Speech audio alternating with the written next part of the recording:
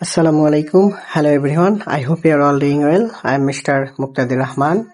In today, now I discuss with you how to set up the plan MRA of hand. So first of all, you can see here the image, and now I set up the plan very carefully. Look here and showing here the parameters. So this examination is very interesting case. Now I check the coronal image, and this one is transverse and another is sagittal. Look.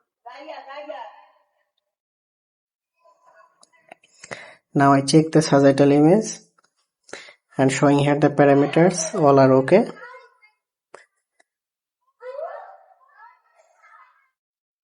Okay. Everything is fine, and finally showing here the image.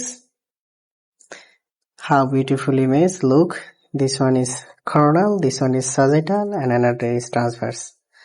And finally look here. How beautiful image. So this one is the MRA of hand. Look this area. Thank you everyone for watching my video.